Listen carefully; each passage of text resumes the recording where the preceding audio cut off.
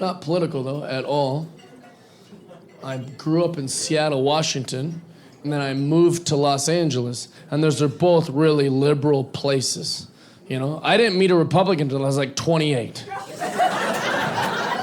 Republicans were like Bigfoot to me. I was like, what, you saw one?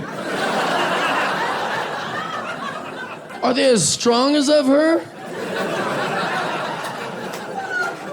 And when you grow up in a place, I'm assuming like Denver or Seattle or LA, you only hear bad stuff about the other people. You know, they're like, oh, Republicans are like this and like this. And then I met Republicans and I loved them.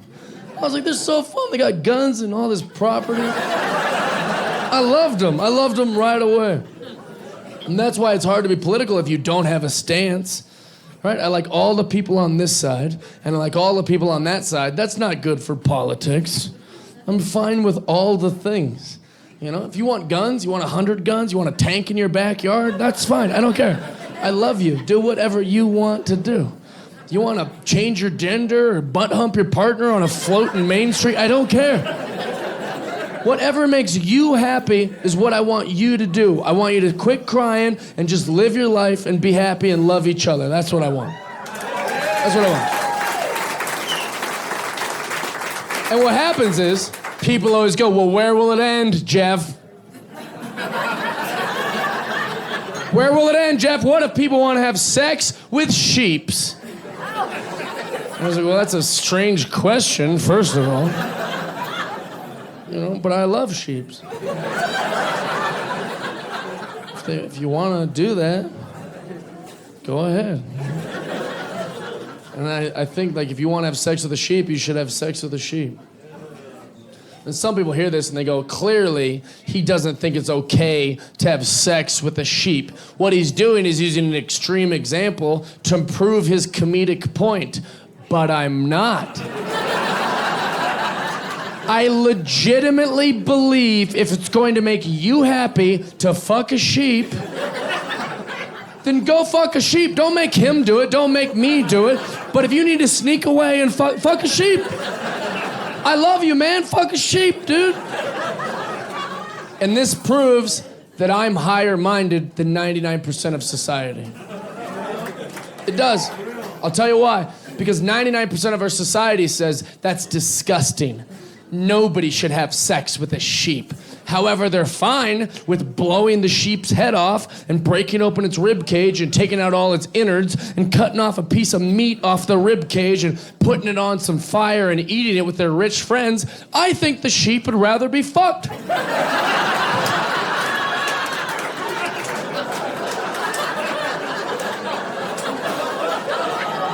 Have we ran it by the sheep? You're fine with that, but not that? It's insanity. Even the sheep would be like, they're gonna do what to me? I'll take the rape. Can I have the rape? A little counseling can help me with that, but